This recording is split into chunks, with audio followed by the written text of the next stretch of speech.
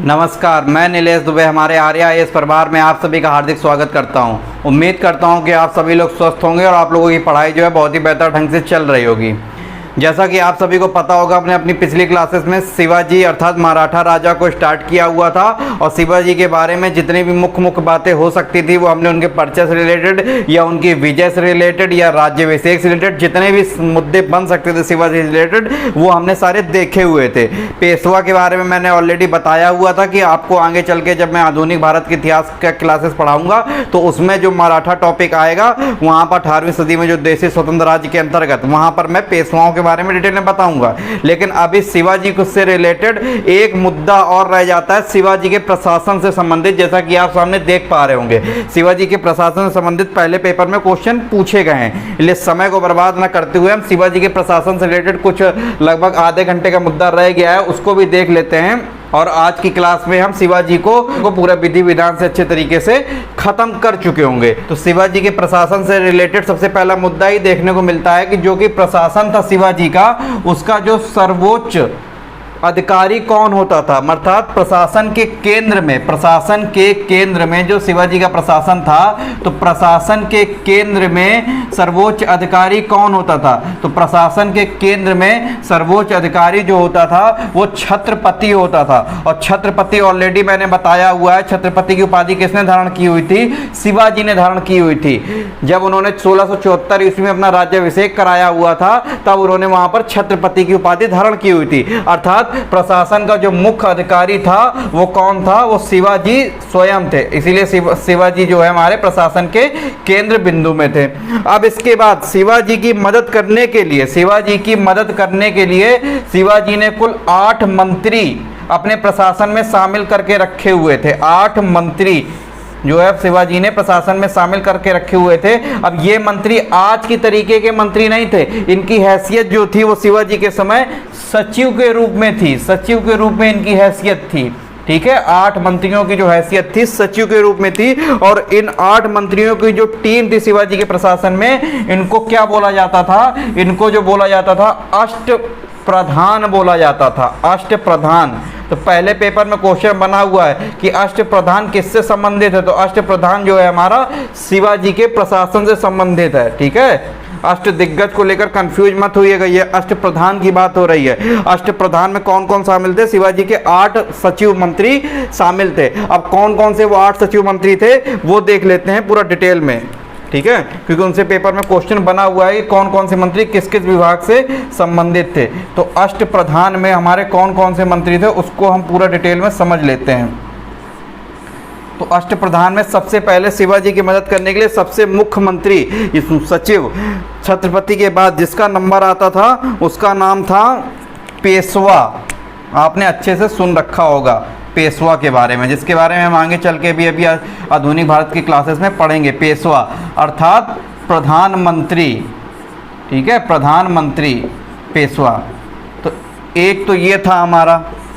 ठीक है, इसके बाद पेशवा। और इसी में आपको ये ध्यान रखना है कि शिवाजी के समय पेशवा कौन था? तो शिवाजी के समय पेशवा था मोरोपंत पिंगले। मोरोपंत नामक व्यक्ति जो है, मोरोपंत पिंगले नामक व्यक्ति जो है शिवाजी के समय पेशवा था। ठीक है, तो ये अष्ट प्रधान में पहला पद था जो हमारा पेशवा, जिसका नंबर जो है छत्रपति के बाद आता था। ठीक है, और पेशवा का जो सरकारी दफ्तर होता था, कार्यालय होता था, उसको क्या बोला जाता था? उसको हुजूर ए दफ्तर बोला जाता था। पेशवा का जो कार्यालय होता था उसको बोला जाता था हुजूर ए दफ्तर। हुजूर ए दफ्तर। ये किसका कार्यालय था? पेशवा का कार्यालय था। ठीक है, तो अष्ट प्रधान में पहला तो पेशवा हो गया। इसके बाद पेशवा के बाद दूसरा नंबर आएगा अष्ट प्रधान में मजूमदार का। मजूमदार का ये किससे संबंधित अधिकारी होता था? तो ये वित्त मंत्रालय से संबंधित अधिकारी होता था। वित्त मंत्रालय, वित्त मंत्री था। ठीक है, या फिर इसी को बोल लो राजस्व मंत्री था।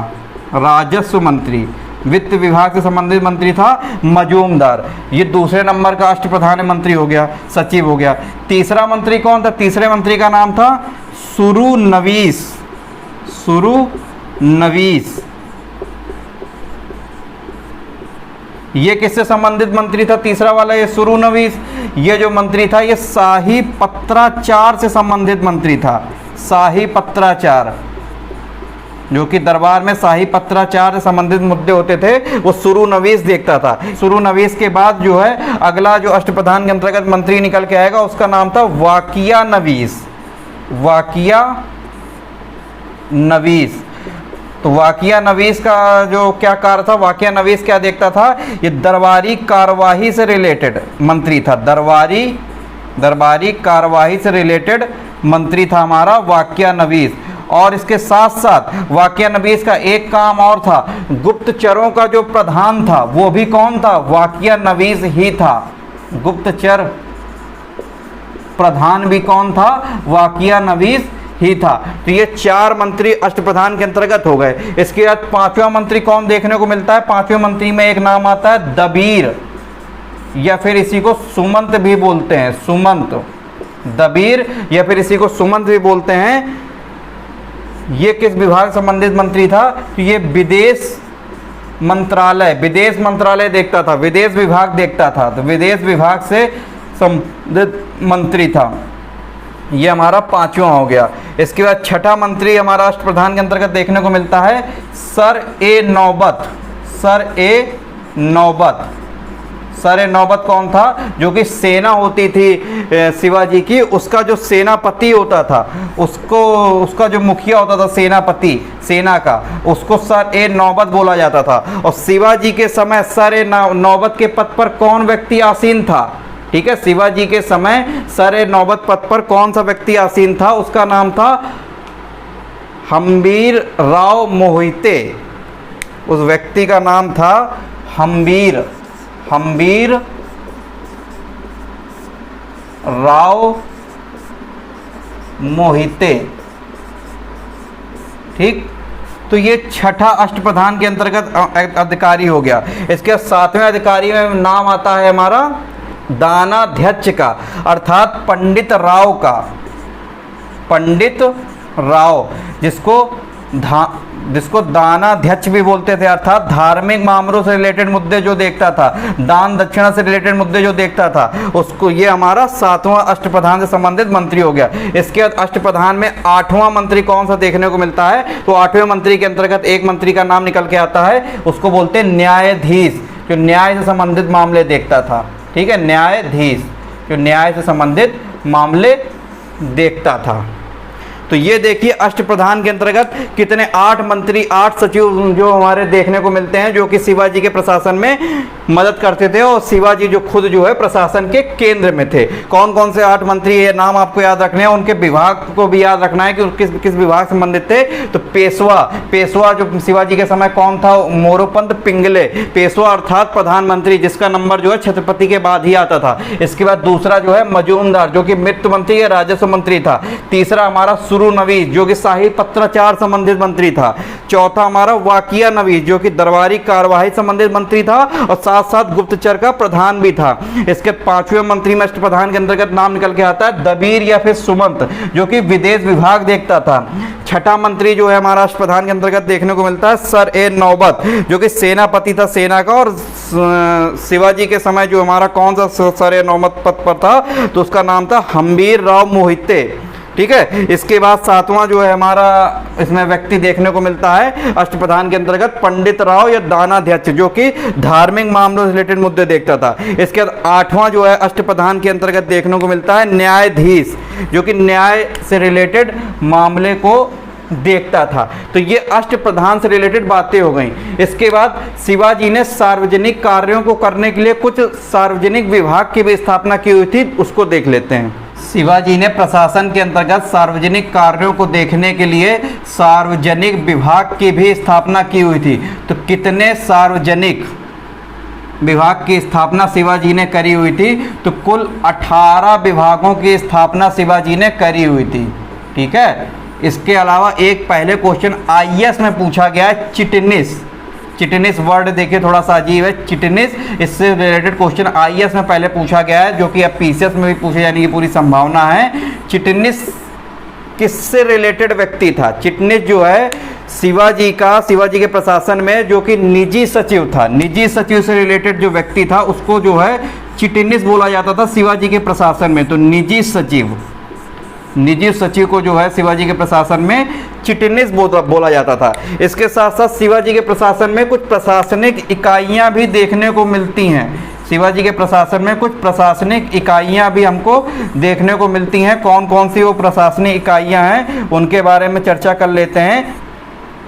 जो प्रशासनिक इकाइयां हैं देखने को मिलती हैं उनके बारे में चर्चा कर लेते हैं। सर्वप्रथम प्रशासनिक, सबसे पहले तो आपको ये पता होना चाहिए कि शिवाजी का जो पूरा साम्राज्य था उसको शिवाजी क्या बोलते थे, उसको स्वराज के नाम से बोलते थे, उसको स्वराज बोला जाता था।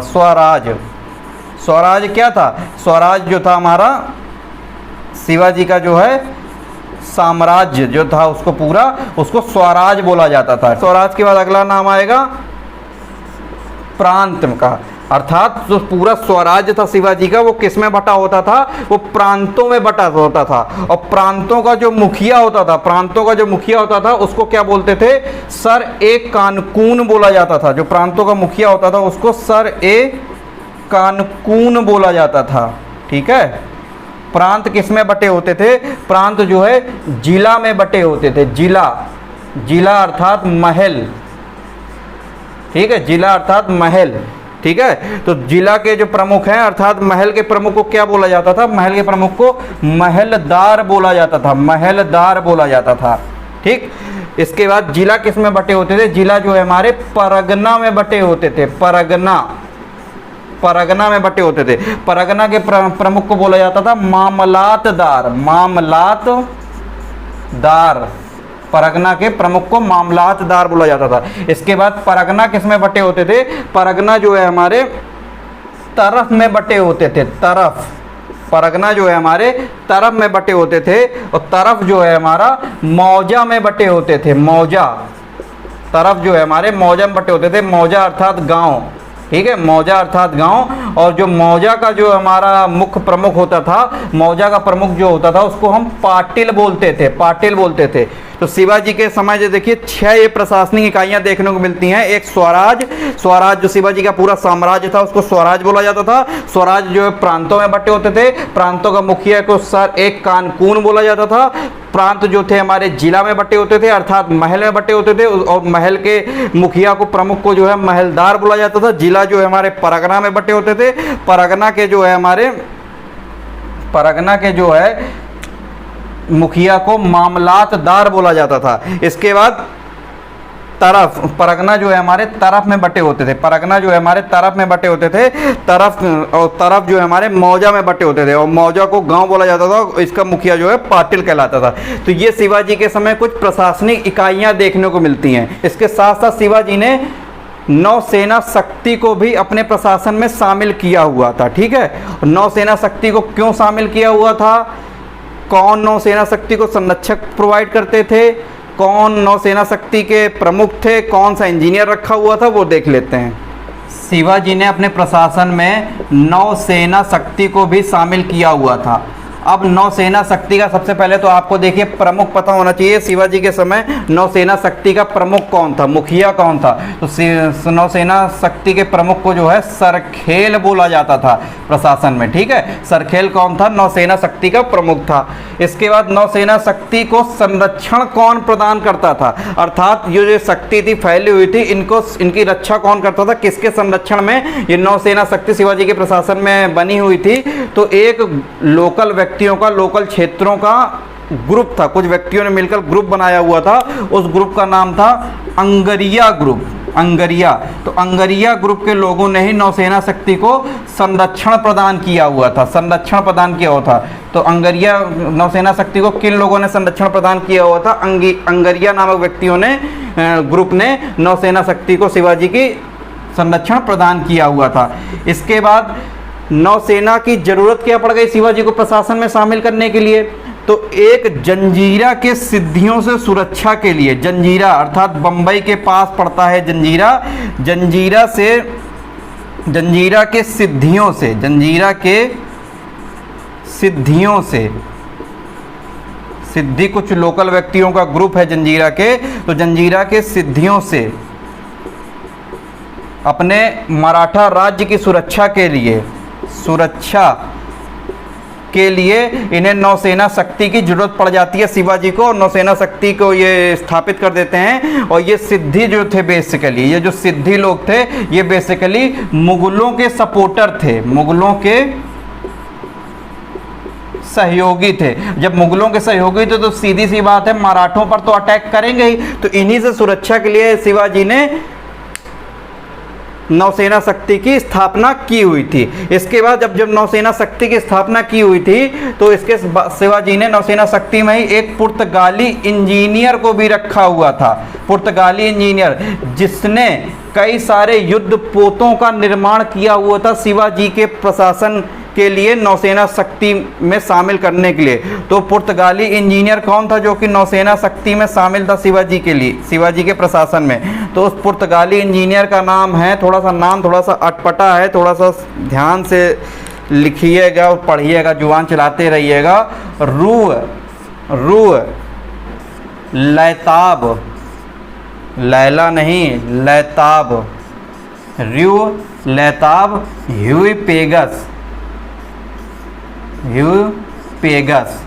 ये जो हमारा कौन था, ये हमारा पुर्तगाली इंजीनियर था जिसने कई सारे युद्ध पोतों की निर्माण किया हुआ था नौसेना शक्ति में भर्ती करने के लिए। कौन कौन से युद्ध पोत? जैसे गुहराब, घुराब, मंचुआ, इसके बाद पाल, और भी कई सारे नाम निकल के आते हैं, वो अभी मैं बताता हूँ, देख लीजिए। इसके बाद इसने जो है जब पुर्तगाली युद्ध इंजीनियर ने पुर्तगाली युद्ध पोत बनाए हुए थे, इसके साथ साथ शिवाजी ने कई सारे नौसेना शक्ति के लिए नौसैनिक अड्डे भी बनाए हुए थे, नौसेना अड्डे भी बनाए हुए थे। ठीक है, कौन कौन से नौसेना अड्डे बनाए हुए थे? तो मुख्य 3 नौसेना अड्डे शिवाजी ने बनाए हुए थे, देखने को मिलते हैं। एक अड्डा कहाँ पर बनाया हुआ था? एक अड्डा जो शिवाजी ने नौसेना अड्डा कल्याण में बनाया हुआ था। ठीक है, इसके बाद भिवंडी में भी एक बनाया हुआ था।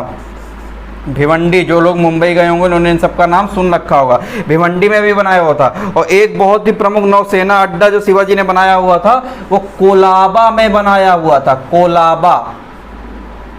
कोलाबा में बनाया हुआ था। अब ये कोलाबा नौसैनिक अड्डा जो है ये बहुत ही ज़्यादा इम्पोर्टेंट क्यों हो जाता है? क्योंकि इस नौसैनिक अड्डे की स्थापना शिवाजी ने अपनी मृत्यु के ठीक पहले ही की हुई थी, अर्थात 1680 में इसकी स्थापना की हुई थी। जब वो 1680 में उनकी डेथ हुई थी शिवाजी की, तो अपनी मृत्यु के पहले ही 1680 में, मृत्यु के पहले ही इस नौसैनिक अड्डे की स्थापना शिवाजी ने की हुई थी। तो पेपर में पहले क्वेश्चन बना हुआ है किस नौसैनिक अड्डे की शिवाजी ने अपनी मृत्यु के पहले स्थापना की हुई थी, तो उसका नाम है कोलाबा, इसलिए कोलाबा थोड़ा सा इंपॉर्टेंट हो जाता है। तो अब मैं आपको ये बता रहा था कि जो पुर्तगाली इंजीनियर था उसने कौन कौन से युद्ध पोतों का निर्माण किया हुआ था जिसमें भारी भारी तोपें भी लगी होती थी लड़ने के लिए। तो वो युद्ध पोतों के कुछ नाम हैं, वो देख लीजिए कौन कौन से युद्ध पोत हैं। गुहराब युद्ध पोत, ठीक है, गुहराब के बारे में लिख लीजिएगा। ये प्रथम युद्ध पोत का निर्माण किया था पुर्तगाली इंजीनियर ने। इसके बाद घुराब का, ठीक है। इसके बाद मंजूहास का, ठीक है। और इसके बाद निकल के आता है मंचुआ का नाम, मंचुआ। ये सब हमारे युद्ध पोत हैं। इसके बाद मंचुआ के नाम निकल के आता है पाल का, ठीक है। और इसके बाद गलीबत। तो ये कुछ जो है हमारे युद्ध पोत जो है ये हमारे क्या थे सभी, ये सभी जो हमारे युद्ध पोत थे जो पुर्तगाली इंजीनियर ने नौसेना शक्ति में शामिल किए हुए थे, ठीक है। तो ये कुछ नौसेना से संबंधित शिवाजी के प्रशासन रिलेटेड बातें होती हैं। अब शिवाजी के प्रशासन से संबंधित एक मुद्दा देखिए, मैं चिटनिस से रिलेटेड बताना भूल गया। चिटनिस जो निसी सचिव था, तो शिवाजी के समय चिटनिस कौन सा व्यक्ति था, कौन व्यक्ति चिटनिस के पद पर आसीन था उस समय? तो उसका नाम था बालाजी आवजी। उसका नाम नोट कर लीजिएगा, बालाजी आवजी, ठीक है। ये क्या था? ये चिटनिस के पद पर शिवाजी के समय ये व्यक्ति आसीन था। ठीक है, चिटनिस के पद पर जो निजी सचिव होता था। तो ये नौसेना की बात हो गई।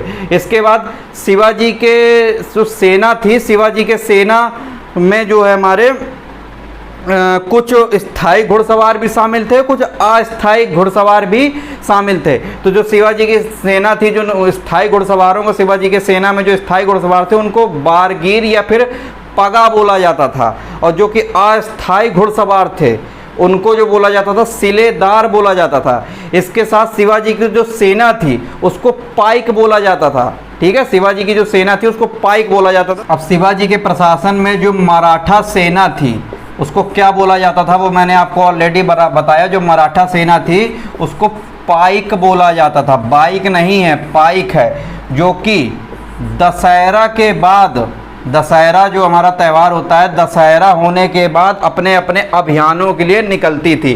तो जो मराठा सेना होती थी शिवाजी के प्रशासन में उसको पाइक बोला जाता था। इसके बाद मैंने बताया शिवाजी की जो सेना में जो स्थायी घुड़सवार शामिल थे, अर्थात जो शाही घुड़सवार थे, उनको क्या बोला जाता था। कुछ तथ्य के रूप में सीधा सीधा इनको याद कर लीजिएगा। स्थायी घुड़सवार है उन्हें बारगीर बोला जाता था। ठीक है, या फिर पगा बोला जाता था, बारगीर या फिर पगा बोला जाता था। और जो अस्थायी घुड़सवार होते थे, ठीक है, जो कुछ समय के लिए रखे गए फिर हटा दिए गए, जो अस्थायी घुड़सवार होते थे उन्हें क्या बोला जाता था, उन्हें सिलेदार बोला जाता था, सिलेदार। ठीक है, नाम थोड़ा सा ध्यान दीजिएगा, नाम याद करने में दिक्कत होगी, लेकिन एक बार दिक्कत होगी फिर कोई दिक्कत नहीं होगी। तो अस्थायी घुड़सवार जो होते थे उन्हें सिलेदार बोला जाता था। तो ये कुछ सेना संबंधित मुद्दे हो गए। अब शिवाजी के प्रशासन में जो सेना थी, सेना में जो सबसे प्रमुख अधिकारी कौन होता था, उसके बाद किस अधिकारी का नंबर आता था, उसके बाद किस अधिकारी का। तो शिवाजी के सेना में शामिल अधिकारियों में बड़े से लेके नीचे का क्रम के रूप में उस अधिकारी का नाम देखिए, लिख लीजिए। सबसे बड़ा अधिकारी शिवाजी के सेना में मैंने आपको बताया सर ए नौबत होता था, सर ए नौबत। ठीक है, और शिवाजी के समय मैंने बताया सर ए नौबत के पद पर कौन आसीन था, हम्बीर राव मोहिते।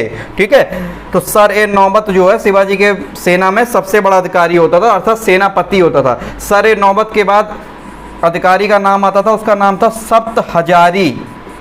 ये जो है बड़े से छोटे की तरफ जो है हमारा क्रम है, सप्त हजारी। सप्त हजारी के बाद जो अधिकारी का नाम आता था, मुखिया जो होता था, उसका नाम था पंच हजारी, पंच हजारी।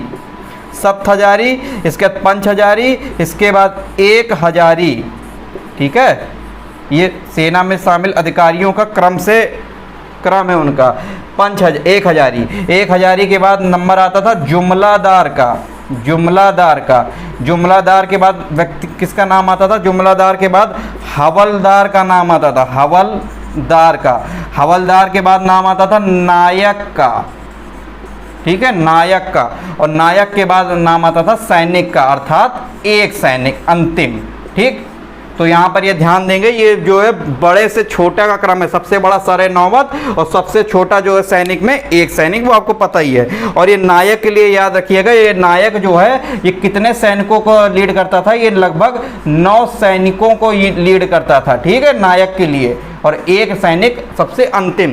तो ये शिवाजी के सेना में कुछ सैनिकों का, अधिकारियों का क्रम हो गया। इसके बाद शिवाजी जो है हमारे अपने सेना में जो सेना में जो शामिल लोग थे उनको जो वेतन देते थे, सेना में जो शामिल लोग थे उनको वेतन जो शिवाजी देते थे वो बेसिकली नगद रूप में ही वेतन दिया जाता था। बेसिकली जो है सामान्यतः इनके समय नगद रूप में ही वेतन दिया जाता था, लेकिन सीमित तौर पर कहीं कहीं पर जागीर के रूप में भी वेतन देखने को मिलता है जो सैनिकों को दिया जाता था, अर्थात जागीर को मोकासा बोला जाता था। मोकासा, मोकासा क्या है, तो शिवाजी के समय जो है हमारा जागीर के रूप में जो सैनिकों को वेतन दिया जाता था उसको मोकासा बोला जाता था। अब शिवाजी के समय भू राजस्व की क्या स्थिति रही उसके बारे में थोड़ा सा डिटेल में चर्चा कर लेते हैं। शिवाजी के प्रशासन में भू राजस्व की क्या स्थिति रही, किस प्रकार से भू राजस्व जो है वसूल किया जाता था, उसके बारे में चर्चा कर लेते हैं। तो भू राजस्व व्यवस्था के बारे में तो मैंने आपको जब अहमदनगर के बारे में बता रहा था, मलिक अंबर के बारे में बता रहा था। मलिक अंबर जिसको दक्षिण का टोडर मल भी बोला जाता है, क्योंकि उसने रैयतवाड़ी, भू राजस्व की रैयतवाड़ी व्यवस्था को अपनाया हुआ था। और वहीं पर मैंने ये भी बताया हुआ था कि आगे चल के मराठा राजा शिवाजी भी मलिक अंबर की रैयतवाड़ी व्यवस्था से ही प्रभावित होकर अपने क्षेत्रों में भी भू राजस्व की रैयतवाड़ी व्यवस्था को ही अप्लाई करेंगे, शामिल करेंगे। तो इन्होंने भी रैयतवाड़ी व्यवस्था को ही भू राजस्व व्यवस्था में अपनाया हुआ था। किससे प्रभावित होकर? अहमदनगर के प्रधानमंत्री मलिक अंबर की भू राजस्व व्यवस्था से प्रभावित होकर। ठीक है, तो ये आपको भू राजस्व रिलेटेड आपको याद रखना है। एक व्यक्ति का नाम आपको और यहीं पर आपको ध्यान रखना है। एक व्यक्ति का नाम था अन्नाजी दत्तो।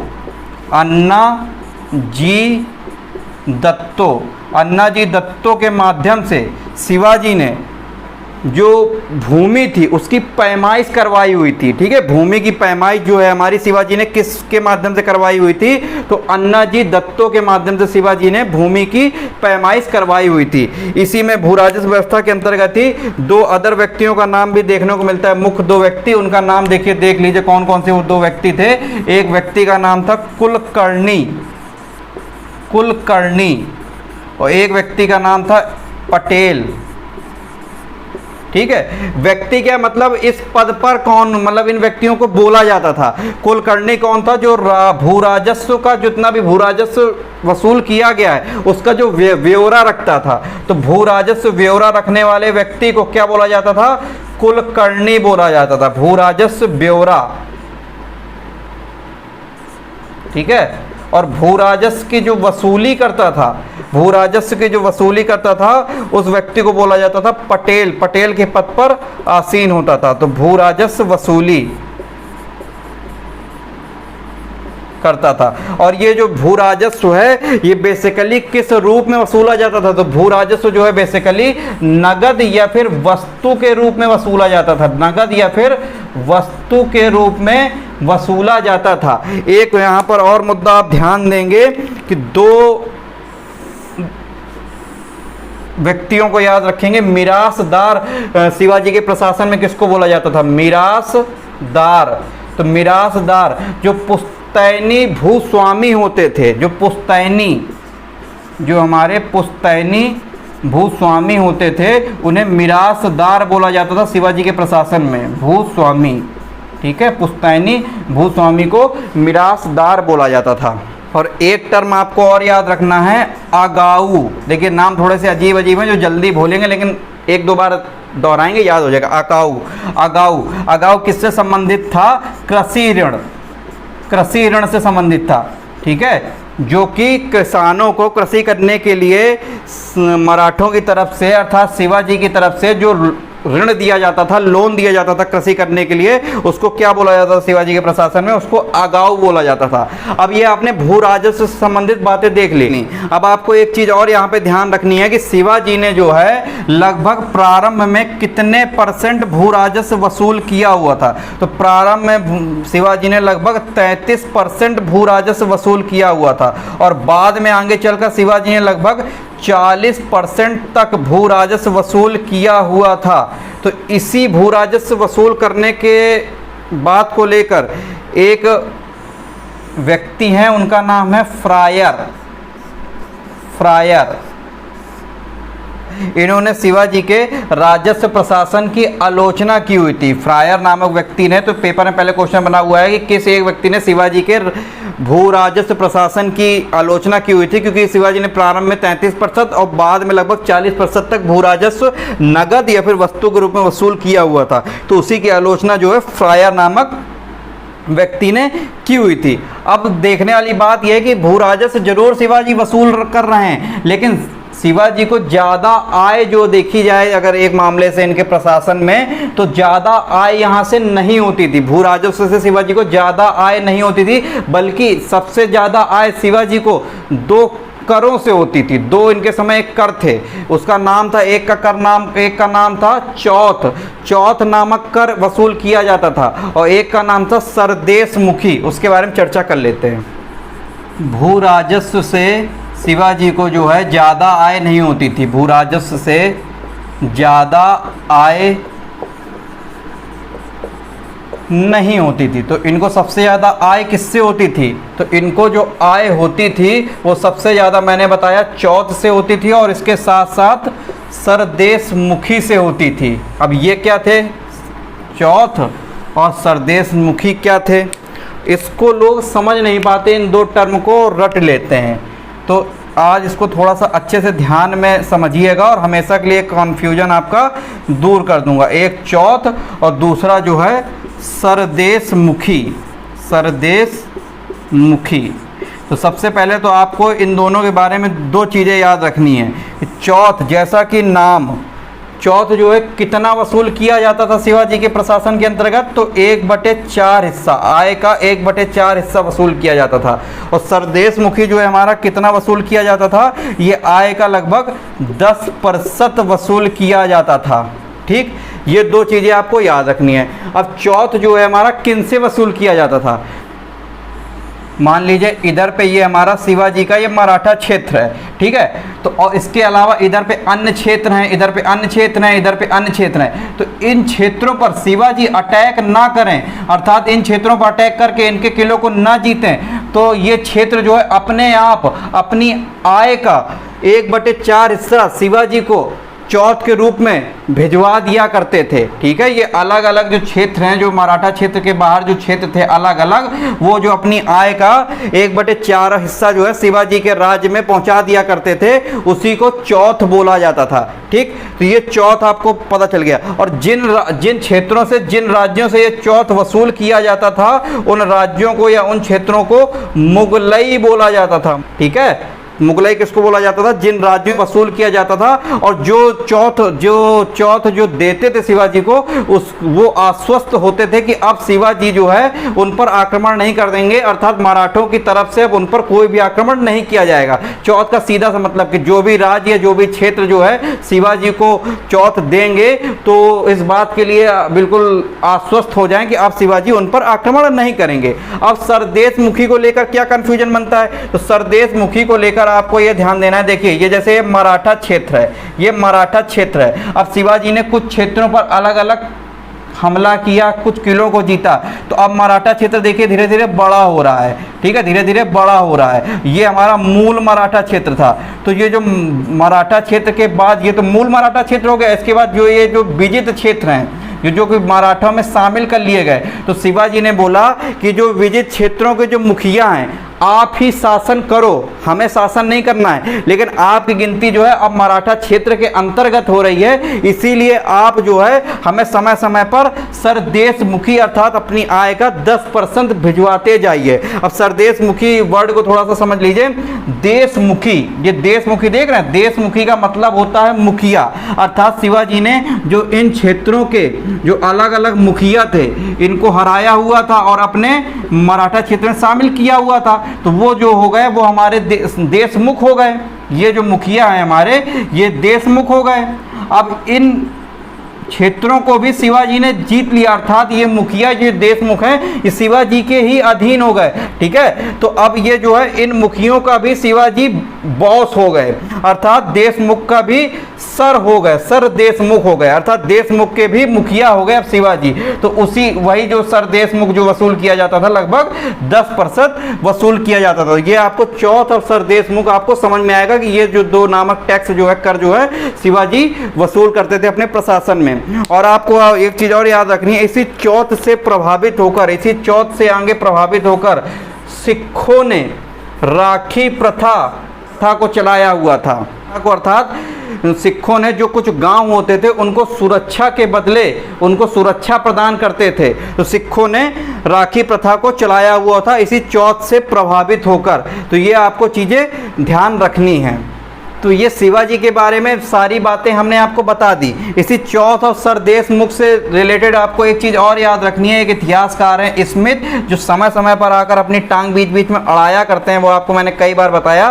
तो इतिहासकार ने इसी चौथ और सरदेश मुख को जो शिवाजी वसूल करते थे, इसी की वजह से स्मिथ इतिहासकार ने इनके राज्य को डाकू राज्य की संज्ञा दी हुई है, डाकू राज्य की। तो पहले पेपर में क्वेश्चन बना हुआ है कि डाकू राज्य की संज्ञा जो है हमारे शिवाजी के स्वराज्य को किस एक इतिहासकार ने दी हुई है, तो स्मिथ इतिहासकार ने डाकू राज्य की संज्ञा दी हुई है।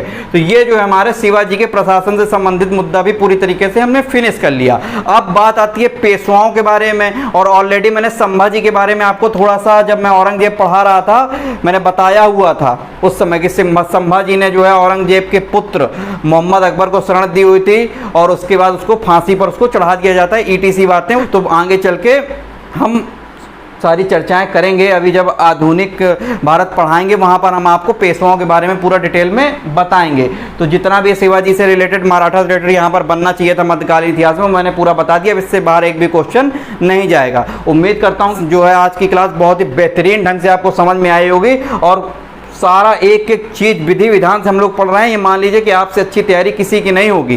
बस आपसे बार बार यही करूंगा कि अपने टीचर को लगातार सपोर्ट करिए, जिससे हम मोटिवेट हों और लगातार आपके लिए जितनी चीज़ें कर सकते हैं करेंगे। अब इसके बाद मैं सोच रहा हूँ कि मध्यकालीन भारत में कुछ तत्व अलग से छूटे हुए हैं, जैसे अभी विजयनगर साम्राज्य छूटा हुआ है पढ़ाने के लिए, इसके बाद बहमनी भी छूटा हुआ है, और दिल्ली सल्तनत हमने प्रारंभ किया हुआ था, तो उसको हमने लगभग बहराम शाह तक खत्म किया हुआ था। उसके बाद कुछ मुद्दे छूटे हुए हैं, वो खत्म कर लें। इसके बाद मैं सोच रहा हूँ फिर आधुनिक भारत को हम पूरा विधि विधान से स्टार्ट करेंगे, क्योंकि देखिए पेपर में आज के ट्रेंडिंग के हिसाब से सबसे ज़्यादा क्वेश्चन मध्यकालीन भारत से और आधुनिक भारत से ही पूछे जाते हैं। प्राचीन भारत से क्वेश्चन पूछने की प्रवृत्ति लगातार धीरे धीरे कम होती जा रही है। ठीक है, तो उम्मीद करता हूँ अच्छे से पढ़ते रहें आप लोग, और आज की क्लास आपको समझ में आई होगी। आज के लिए धन्यवाद।